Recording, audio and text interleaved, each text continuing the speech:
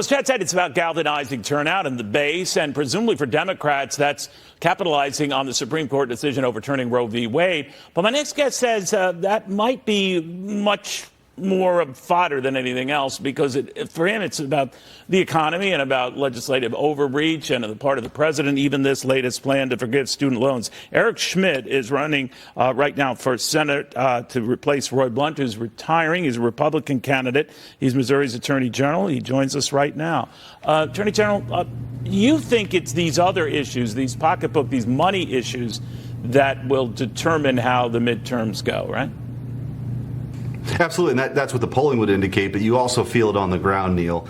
I mean, I was in northern Missouri yesterday. I've been all across the state here, and people are concerned. Inflation is sky high. The cost of gas has gone up. The price of milk has gone up. You've got a president that's declared war on American energy, meanwhile going to Saudi Arabia begging for oil and sending our strategic petroleum reserves to China.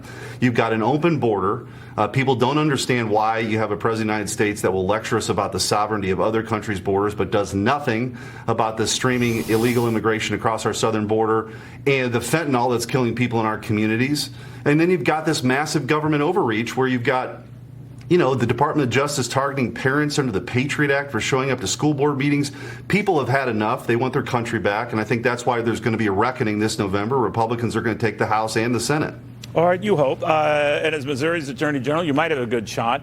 But were you troubled when Mitch McConnell was talking about it could be an uphill fight, and he was talking about the quality of the candidates? I don't believe he was addressing you, but what did you make of that? I think we've got great candidates across this country, but we're going to have to earn it. There's no doubt about it. And we've got to meet the voters where they're at, and we've got to make sure we're speaking to their concerns. But I can tell you right now, people want conservative. They want proven fighters to go to Washington right now, reinforcements to save this country.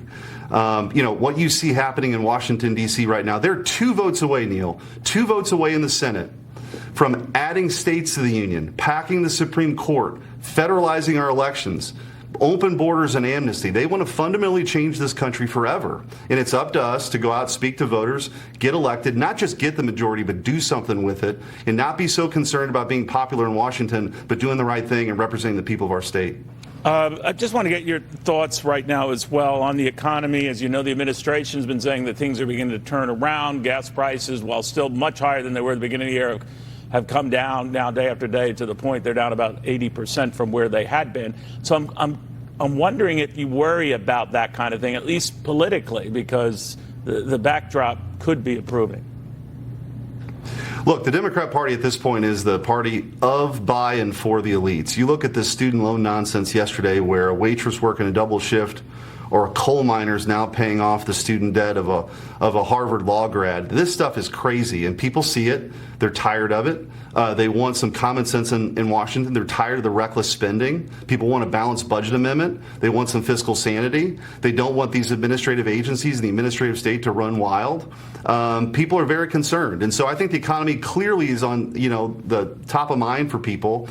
And just because gas prices have come down a little bit, they're still really high. And the cost of milk is really high. And the cost of groceries is really high. No, you're right, and the about cost that. of diesel is really high. They have not followed gas. We'll watch it very, very closely. Eric Schmitt, thank you very, very much. Mr. Schmitt is Missouri's Attorney General. He's the Republican candidate. Senator